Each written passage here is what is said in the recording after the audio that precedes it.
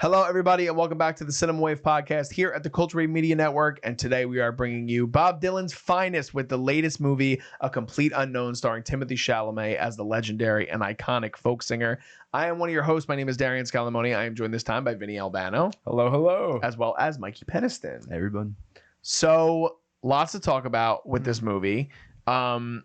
We all saw it, I think, at different times, but we were all at least somewhat anticipating this movie. I want to start before we dive into the movie, in a sense, with your guys' knowledge of Bob Dylan and his music coming into the movie and coming out of it. How did you feel about him just as sort of a character in and of itself? Because Chalamet had been working on this movie for a while. Bob Dylan has always been known as like this kind of mysterious person, and he never really was very out in the open in the public eye. And this is a different kind of biopic because it's not a whole engrossing thing about his life. It's a 4-year period of his career, which I thought was really interesting. But Vinny, we'll start with you. Yeah, so I love Bob Dylan. I do. However, I didn't really get into him up until recently, and until like the past year, maybe I'd say. And those first 3 albums, which is what the film covers, Free Will and Bob Dylan, Bringing It All Back Home, and Highway 61 have already topped into some of my favorite albums of all time. I think his songwriting, what he has to say, is incredible, and I was very familiar with just kind of his ethos of a person. I was very infatuated with him even before this movie came out. Of, you know, he was always very kind of rude to the press, and, you know, he was mysterious, and he was always almost in a sense like the first ever punk rocker. I know people who are diehards might start shouting at me in the comments for saying that, but, you know, he had this sense of punk to himself, like middle finger to you all type deal. He was a rebel. Yeah, for sure. Yeah, and that's what I loved about the ethos of his person. So going into this, I was I wouldn't say I was familiar with the story of these albums, but I was very familiar with the albums. And yeah, that was basically my backstory with Mikey, what about you? I'll be honest, I really did not know. I mean, like, I obviously know Bob Dylan. Like, it's become like obviously a legend of a name too. But I have not really gotten into his music. I've listened to a few of his songs. I'll be honest, I was not familiar with the albums that, you know, the film talked about. But again, I've heard a little bit of him, and I've heard at least that sound that he is, you know, that he comes from. I've heard of other artists, and I've heard I'm not, you know, a stranger to this folk sort of sound. And so this going into this movie was definitely still, I wasn't prepared, I will say, in terms of my knowledge as far as Bob Dylan. Coming out of the movie, I'll say, I'm honestly more surprised. I didn't realize that like he came from a place, especially of like fighting for rights, that civil sort of like right. I had no idea, honestly, that was something that he like really stood for. That he came, you know, the people around him too were also, you know, doing that, and that was such a big thing at that point. I do like the style, and I do like the approach, especially with Timothy's approach. I know that you said there was a lot of preparation going into this. And from what I've heard of Bob Dylan, I think he did a really good job, honestly. And it's funny too, because I am not the biggest Timothée Chalamet singing fan from Wonka, but I honestly, I feel like this suited him. I feel like this really suited his voice. And again, from the songs that I could kind of recognize in the film, I thought he did good justice to it. Yeah, I was nervous for this movie. When I first heard of the project, I was excited because now my background with Bob Dylan is like my parents always loved his music. My brother had like a 5-year stretch where like all he did was listen to and like research Bob Dylan, like loved him.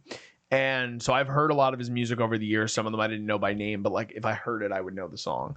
But I did know, and you learned a little bit. I think I talked to you about this, Mikey, but like you learned in the We Are the World documentary too, that he was like especially later on in his life, he was like very much like, leave me alone. Like, I don't want to be in the public eye. And you see that in somewhat of the movie.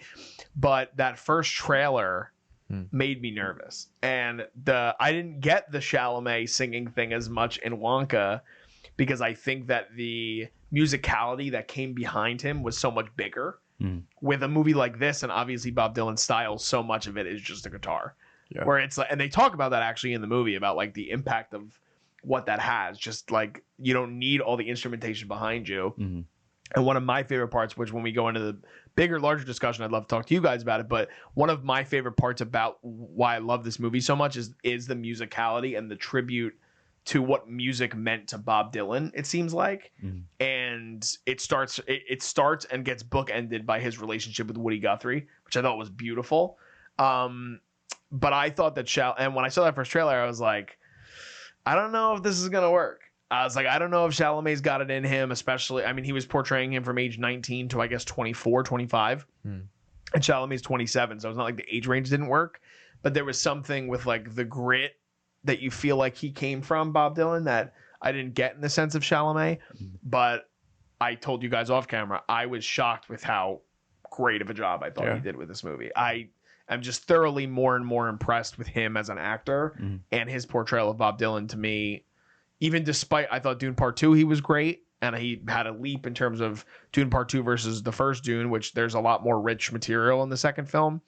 But I might have liked his performance in this even better than Dune Part 2. How did you feel about his performance? Yeah, I loved it. I mean, he got the mumble down. I think he has it down. For me, it was the moment when Joan Baez, she goes into the cafe down below and watches him perform Blow in the Wind? No, Masters of War. Oh, yes.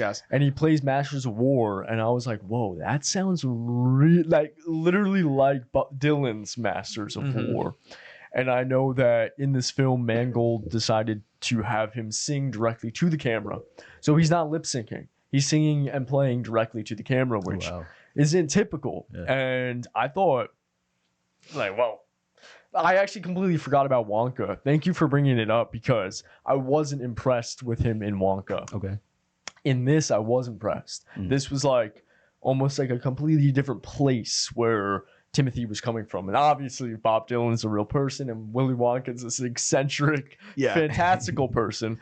But seeing this other side of him as an actor and seeing wherever he went with the character and wherever he started grabbing from it surprised me as well. Yeah, and I think the hard thing with music, I mean, all biopics, I guess, in general, but music biopics especially, we've talked about this on the network so many times. Yeah. It's so hard because you don't want it to be an imitation, but sometimes it could definitely come off as an imitation. And with his performance, I just felt there was a deeper sense of he was trying to understand who the person was and really come from the place of just trying to live within Bob Dylan, for the lack of a better term. And like, I was trying to think of other, like, for example, like, this is no disrespect, but like Rami Malek as Freddie Mercury, looking back at that movie, it's a lot of that is a mimic and a lot of it is lip syncing, if not all of it is lip syncing. And the physicality, Rami did a great job with it. But other than that, it's kind of hard to define that performance based on anything other than that, really. Yeah, because I'm also sorry. I hate to cut you off, but to add to that, like Freddie Mercury in real life was so much more introverted, and in that film, he's so portrayed as like this almost like an imitation of, like you were saying, of what he displayed on stage. Yeah, but what you display on stage is different than the person. It was like symbolic of what his stage persona was. Yeah, in comparison to who Bob Dylan or who Freddie Mercury was as a person. In this, and I can understand why, and I'm curious on your thoughts, Mikey, on the runtime too, because the movie's 2 hours and 20 minutes. You can make an argument that it could be bloated at times, but I thought that it played more like a concert film than it did as a biopic, like a paint by numbers biopic. And I think when the movie did lack, it was when it got a little too paint by numbers, because I thought those in between scenes of the musical performances, when he's having these conversations about kind of like how he looked at music and sort of how he didn't want to be bothered by people and how people looked at him. Like, he has the one line, I forget exactly what it is, but it's after he gets punched in the face in the bar and he goes to see Sylvie, and he talks about how people always ask him how he writes, like, where is he getting these songs from? Almost in a sense, like, he can't even, like, identify who he is as himself because everybody's looking at him as not what he actually is, as, like, a linguist, which they show at the end of the film. He's, like, the only songwriter ever to win the Nobel Prize for Literature, which is crazy. Yeah. But how did you feel about the structure of the movie as, like, a music biopic? And did you feel that it was more paint by numbers? Because it felt to me like, I thought this was one of the, I would have to think about it, but in terms of like a bigger music biopic, this is probably my favorite and the best since Walk the Line, in my opinion. Got you. That's interesting. I definitely don't agree Okay.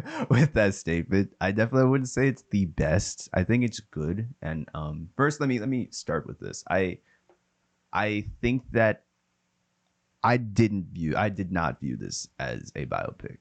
Honestly, I agree to your statement with that. This was definitely like, and it's to your point with the whole capturing a moment of time rather than like the legacy, like the life legacy of an artist. It feels like, yes, for sure, we're like, and also that the heavy use of the other artists that were around him in this film, like there are moments where we focus on just him as a person, but there is so much of a support with I wish I could say their names better. I did know Which actor? Norton's character, Pete Seeger. Seeger. Yeah. Joan Baez. Exactly. And then Johnny Cash was obviously a bigger one too. Yes. And so I feel like they played such a significant role in what's probably, like you said, such a short period of his life. Yeah. And like I saw at the end, he had 55 albums that he later wrote, which is crazy. And it's a 4-year stretch. The movie's literally only covering a 4-year stretch for 2 hours and 20 minutes. Exactly. Yeah. So it feels like it was made with the intent of talking about this time period, encapsulating it. Exactly. Yeah. And so I definitely don't see it being a biopic, and I feel like I appreciated that more because of like how exactly you were saying with the previous examples of biopics not fully like fitting into like a character, being too grand. Even like the Elton John biopic I thought was like Taron I thought really did a really good job, but at times I thought like, are we really seeing Elton John and truly how he felt and stuff like this? Because it was too glamorous at times. Yeah. And so the one thing that I really appreciated about this was it was so real, it was so natural. It kind of took you into the mind of, we already knew Bob was kind of an introvert, but this showed us that he was a rebel. Like he was just like an outcast to everything.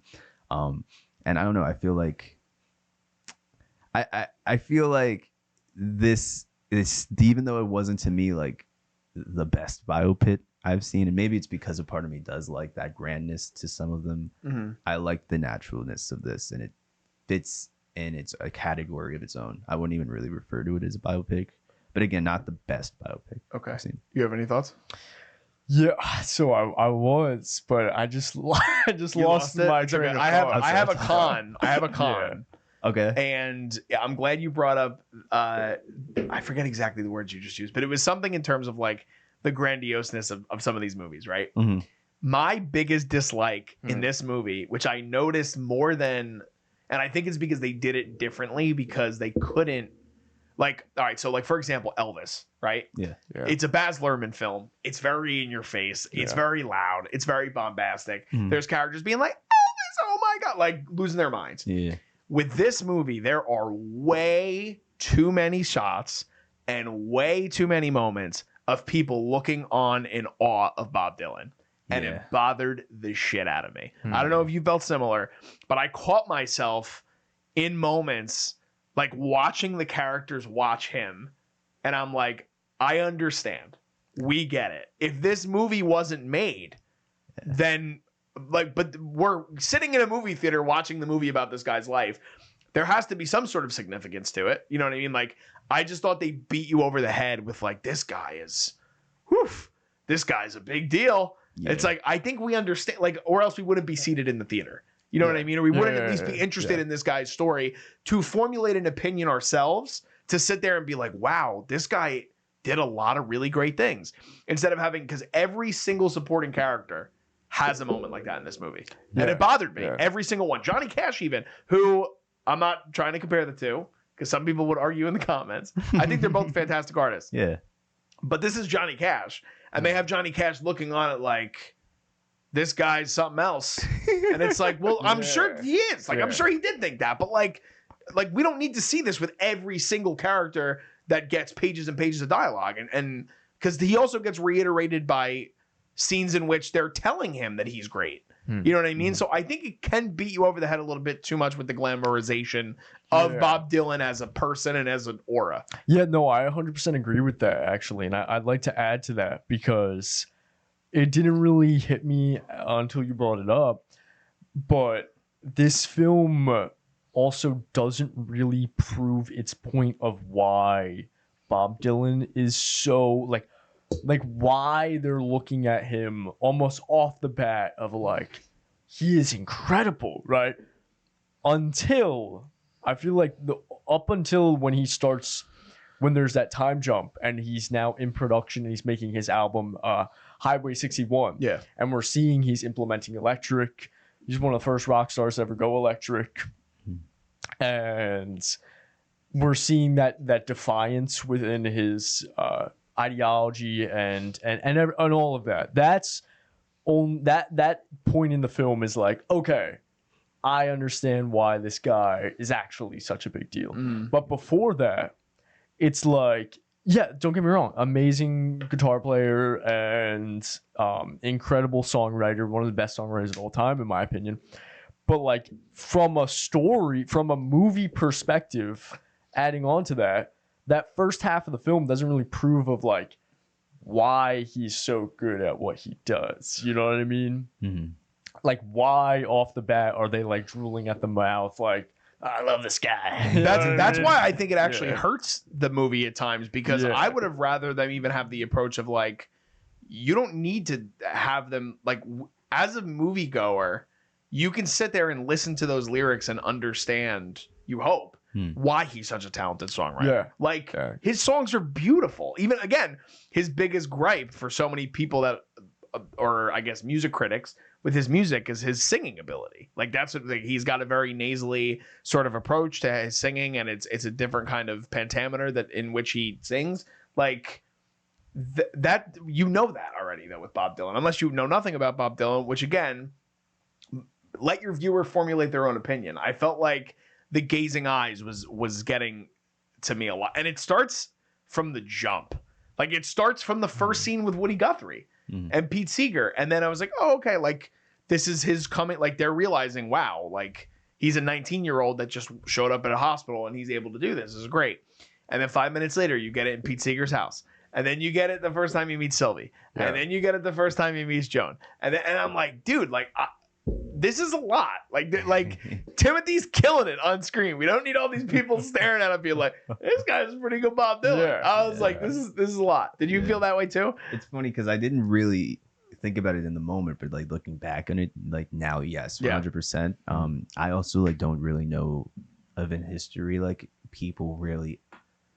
I know that he was like obviously like an influence on a lot of people, but like I don't like that reaction that he gave to that extent, that the people gave to that extent. I don't know of that being like a Bob Dylan thing. Like I would think of that being something in like the Michael Jackson. You know what I'm saying? Like people were like fainting for that man. Like things that are like, all right, like there's a reason why we're gonna like cut to the crowd as much as we are. Like people like clearly like it was a different time. So like I agree that was too much. And to that point, to your other question too, as far as like the runtime of it all. It definitely could have been a little shorter. I mean, they let every single song get its moment. Yeah. And I like his music, so I was cool with it. If it was a different, like, biopic that I was sitting through with music that I didn't really care for, I would probably be like, yeah, I'm kind of over this. So I can understand. I can understand cutting some of those scenes. Did you felt that way too? Yeah. No, actually. Okay. No, I actually. Well, cutting the musical scenes, no, but cutting out like the fascination with him, I like it didn't do anything. It didn't do service. It didn't enhance the movie at all. Yeah. However, I got my train of thought back. Okay. So going way back to your comment about the overall structure of the film, and a reason why I preferred it over just like a typical biopic following, the look of someone's personal life. Right, he's very mysterious. He's very what's the word? Contrarian. Enigmatic. Yeah. Right.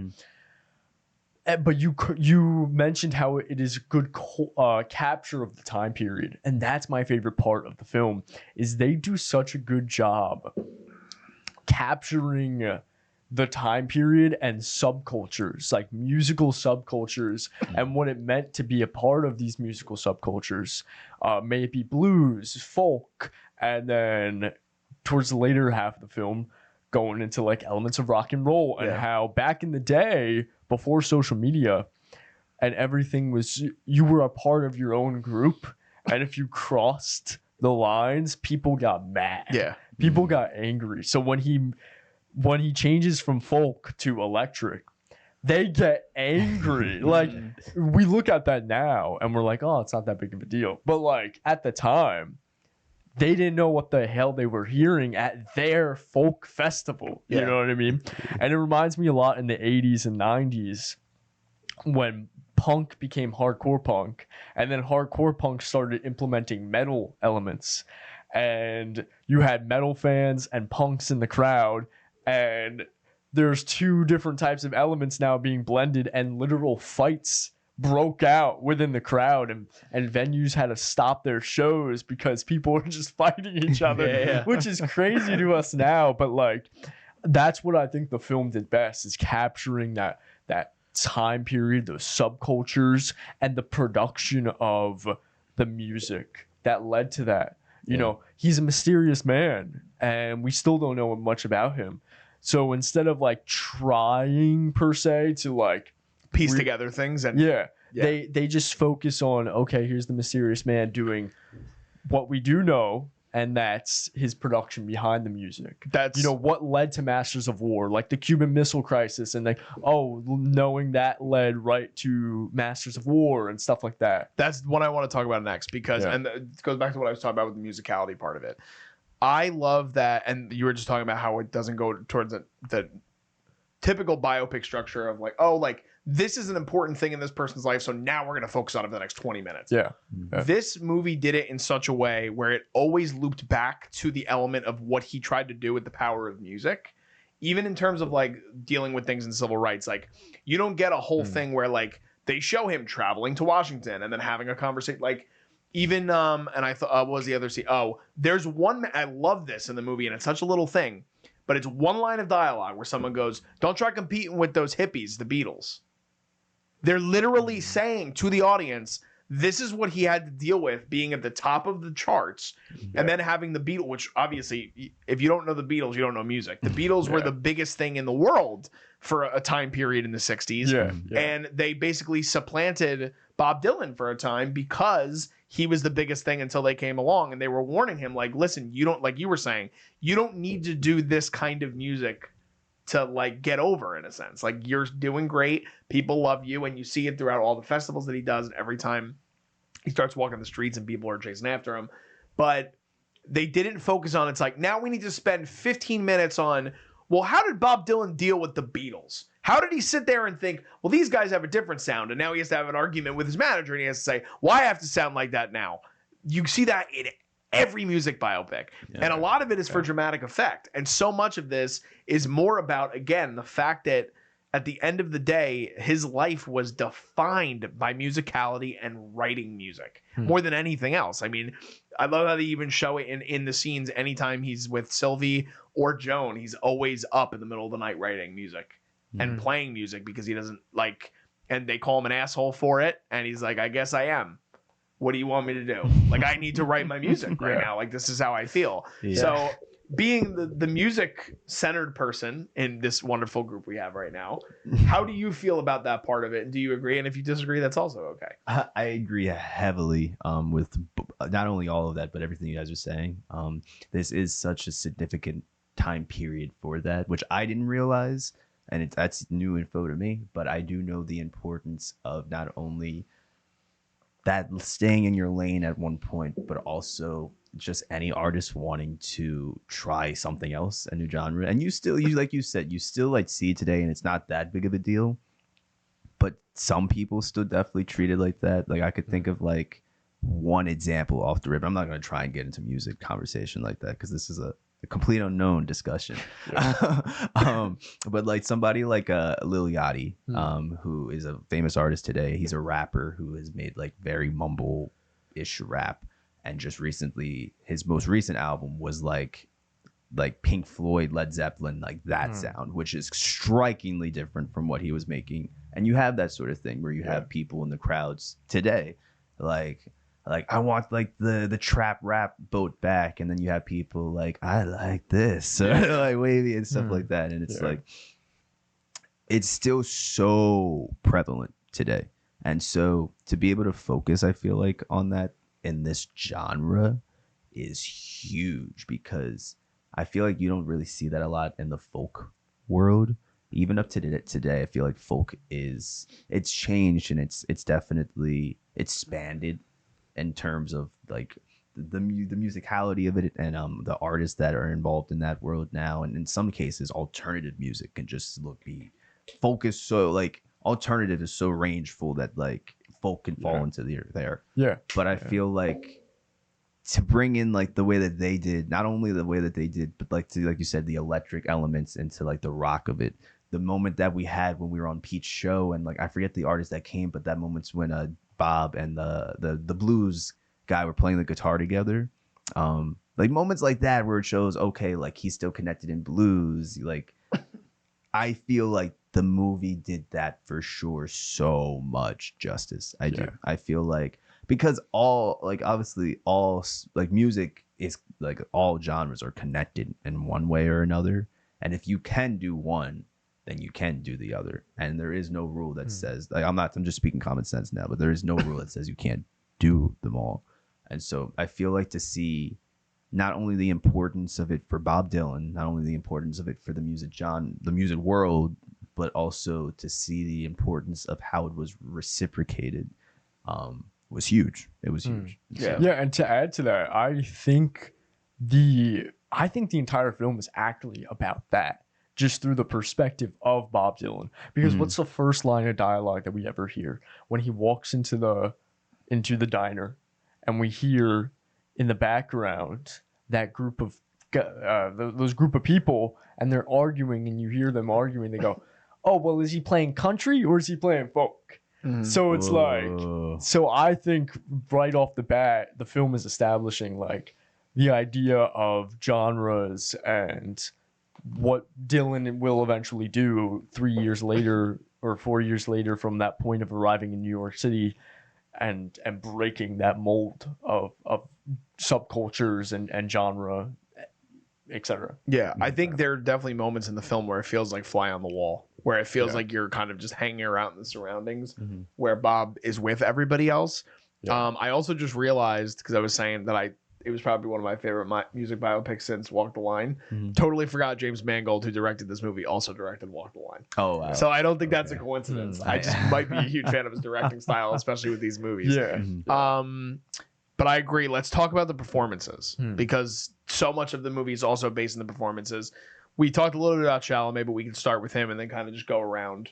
I just thought he totally immersed himself in this performance. I thought it didn't like, you go into the movie being like, all right, he's one of the youngest, hottest movie stars right now. Like, can he really portray someone that has a completely different element of personality and ethos that Bob Dylan has? And it took me all of maybe 5 minutes to see Timmy disappear in that role. I also thought Edward Norton was fantastic as Pete Seeger. I don't know if I've ever seen a bad Edward Norton performance, by the way. I was thinking about this. I was like, this guy's good in everything. And I wish he was in everything, because he makes every movie better. And his kind-heartedness. And even, I said this coming out of the movie, I also thought Monica Barbaro was fantastic. I thought Elle Fanning was great. I even thought Boyd Holbrook was good as Johnny Cash. But for not even delivering a line of dialogue, Scoot McNairy as Woody Guthrie was great. He portrayed so much emotion and feeling and love for musicality in like not even mumbles. He's like his mouth is shut. And I got so much about the relationship between him and Bob and him and Pete through Scoot's performance. So Yeah. I thought the acting across the board was some of the best I've seen all year. Mhm. How did you feel about some of the performances? Yeah, totally agree. I mean, Timothy, I already spoke about. Incredible. For me, the other standout was Elle Fanning. Elle Fanning had these moments, especially that moment when she's crying while What a scene. watching the duet on It Ain't Me, Babe, stage. Yeah. Oh my god, incredible! Mhm. It's incredible. And also as an audience, seeing him in the relationship, but knowing as an audience he's having an affair with Joan I just felt for Elle Fanning. I think Elle Fanning really portrayed that sense of not relatability but connection to the character. So I really liked her. And also Boyd Holbrook as Johnny Cash, I was surprised. Yeah. I think he's more of I will say it is, it's not a Johnny Cash film, so it's more of like a imitation, I guess, of a Johnny Cash, like almost like a stereotypical Johnny Cash. But as a Johnny Cash fan, I thought it was cool. I thought it was cool. He did a good job. I thought he was gonna have a much smaller part than he did. Yeah. But he also has probably the funniest part of the film when he's drunk outside the motel. And- Which I was thinking to myself, because that was the first scene they released from this movie. I think I sent it in the Cinema Wave group chat. yeah. And it scared the shit out of me with this movie. And it was completely out of context. Yeah. Putting out that scene, because I thought that was just him. Like, I thought we were just going to get a drunken Johnny Cash. Yeah. And to me, I was like, that's like, and it is funny in the scene in the context of the movie. But when you just get that, because that scene literally starts with Bob walking out of the hotel and Johnny's just like, "Where's up, Bob?" And I'm like, oh no. I'm like, is this what Johnny Cash is gonna be in this movie? Like, but I go ahead, you can tell me. Yeah. But that's really all. I thought Timothy, our whole cast is great. But for me, it was Timothy and Elle Fanning that were the standouts. Mikey? I definitely agree. I feel like we spoke a little bit before, but Timothy, his performance. I still have not seen Dune 2 soon, but I have seen enough footage and like clips of it to be able to like see such contrast from say a role like that versus this, and then from Wonka and stuff like that. So like, and it's funny because we were saying like he definitely is. I guess we could say Leonardo DiCaprio of our generation. He is definitely like, I feel like he has proved himself at this point. So I'm excited to see what he has to do. But he was, to me, my favorite part of it. Although I really, really loved Edward Norton in this film. I agree to your point as far as I've never seen a bad Edward Norton performance. And like I thought that he embodied. I don't know Pete that as a person too much on the history. I don't know a lot of these characters, if I'm gonna be honest. I need to do a little better in the folk genre. I see. But I thought that just being able to take himself out of Edward Norton was still like it wasn't Edward Norton who I was watching, and it was a great performance. And I feel like if in real life he really did have that much of a relationship with Bob, then I feel like to see it play out the way it did, I feel like it was really strong, and that you could see that how their relationship played a lot on this period of Bob's life for sure. But I really enjoyed Elle Fanning as well, and Monica Barbaro. Barbaro. I really enjoyed their performances. Just because of the whole affair thing.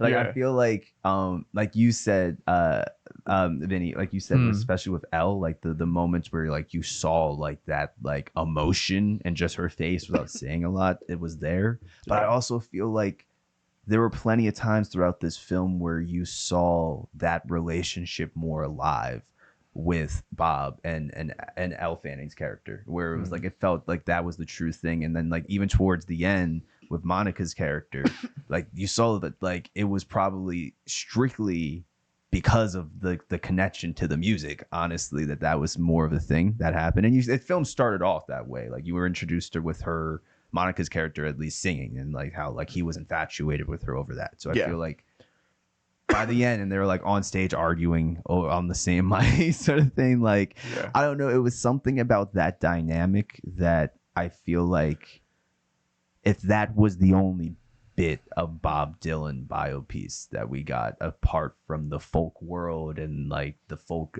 festival and the build up to it all, I would have been content with that, just because I didn't know that they were even two people that were involved. Again, I'm still so new to these characters and these people. I mean, I'd say characters, these are real people, but it played such a role, I feel like, on the sound. All of these artists, they were making music actively about these situationships, if you want to say, with one another. And I don't know, I just feel like to see that sort of love triangle in the midst of it was really, really strong, and it added to not only Bob's character performance but Timothy. I thought that, like, to see him be able to do what he did with Edward and Monica and Elle and everyone in this film, it was really good. 100%. I don't have too much to say about Johnny Cash. I was gonna add on to the Edward Norton part of it too, because I think with Pete's character, there's so much earnestness in him. Yeah. And you see it from the very beginning when he's the one that brings in Bob to stay with him. And I love the scene in the hotel before the festival. Like, some people might think it's corny, but I just love how it just felt. And I don't know Pete Seeger. Like, I didn't know anything about Pete Seeger going into this movie. I can't wait to like deep dive into his music after this. But that moment where he's talking to him about balancing the scales, I thought was so like authentic and beautiful.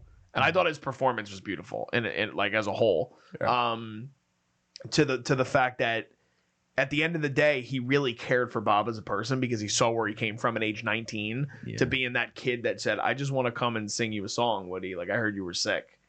And then you get to see the amount of talent that this guy has with the guitar and with his words, to seeing an artist that is really struggling, and he sees it because he's the only person in the whole movie that has seen him from beginning to when he gets to New York.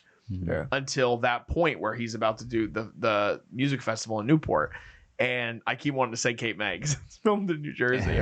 But just I thought their dynamic, because it to me added like a third relationship, like you said, like the playing off of Pete. And I thought that the sort of pairs of performances throughout the movie and his relationships with all these people, even when he's pen pals with Johnny Cash, you could get a sense of what that meant to each of them, like being able to communicate between the two of them. So to me, it was probably one of my favorite and one of the best acted films of the year. I thought that the performances across the board were great. I even thought the bit players, like Dan Fogler as his manager, I thought had some really great, like him waking up next to him in the hotel, I thought was hilarious. That's funny. I'm trying to think of some other one. I mean, there's just really, really great.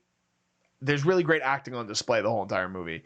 I don't know if there's much more to say. We've covered a lot of the movie, but I want to wrap up your thoughts. I have one big thought. Okay. I'll start with the bad, and then I'll end with the good.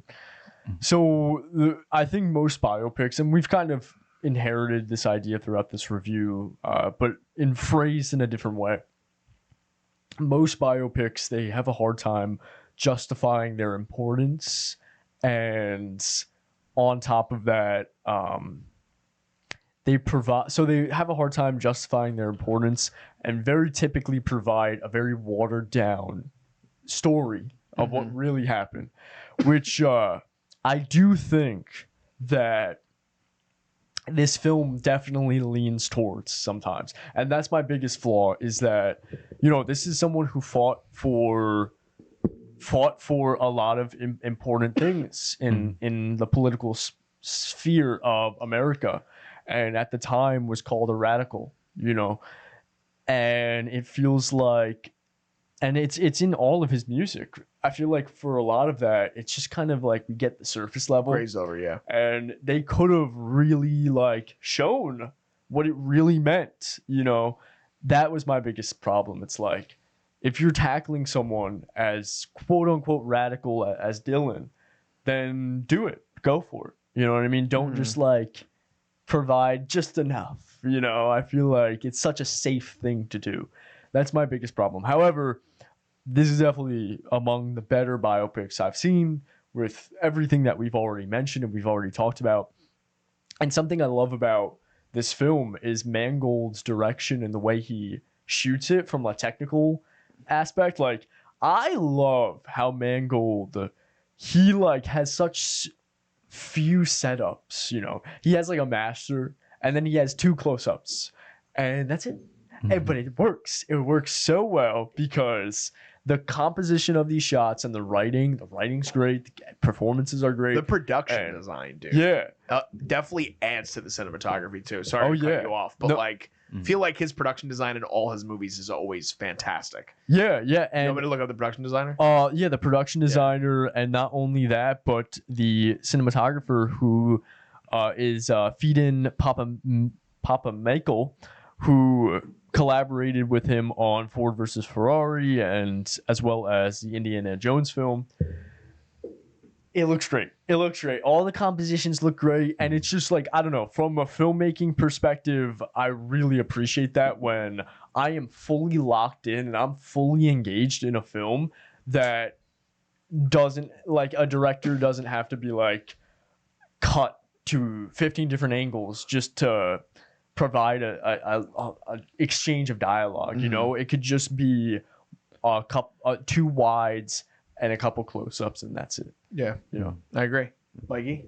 I'm trying to think. I actually have a question as far as some last faults. You said that the director had him like Timmy sing to camera. Yeah. Do you know if that was the case for all of the actors that's sung in the film? Oh, I'm not sure. I just know that Timmy, I was watching an interview with Timmy, and Timmy was saying how for his scenes he was singing directly to the camera and how it posed an issue because editors do not like that, because if you're playing the guitar in one tempo in one scene and then or in one shot and then for another take you play it again but you're in a different tempo, and then editors, when they cut around that, they're like, shit, you know what I mean? I can see that being. But yeah, that's what Timmy said according to him. The supervising music editor said that they sang everything from, as he said, top to tail, even if it didn't have. Wow. So every actor sung their own stuff. Monica Barbaro too, she actually has a quote where it says, "It was hard for me since I didn't have a relationship with my own singing voice at all. So really, I just aimed at trying to sound like her, even if it is impossible to sound like Joan." I thought she also was beautiful in the movie. Wow, She sounded great. They all Yeah. All right, so now knowing Does that add to your score? Yeah, that adds to my score. We're not giving scores yet, but I figured no. I wanted your thoughts, your overall thoughts of the movie anyway. Overall, yeah, yes. Overall, I appreciated this film. I think I appreciate the film a little bit more now after this conversation. I'm gonna be honest.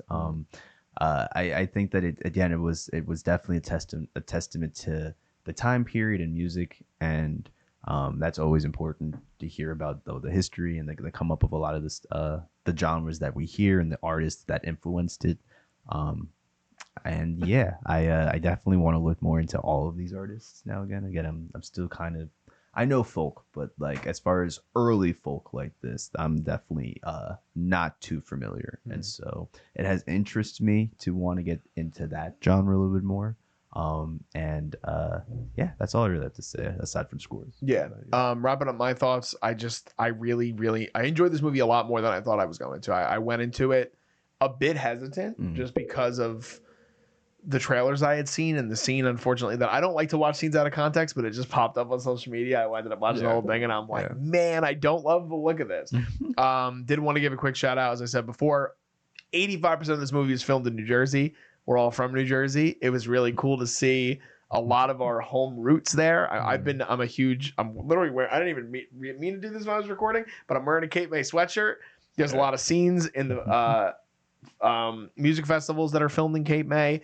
There's a lot of scenes in the Count Basie Theater, which is close to where we live in Monmouth County. So that was always cool to see things and be like, wow, like I know exactly what that landmark is, even if it's staged for something else.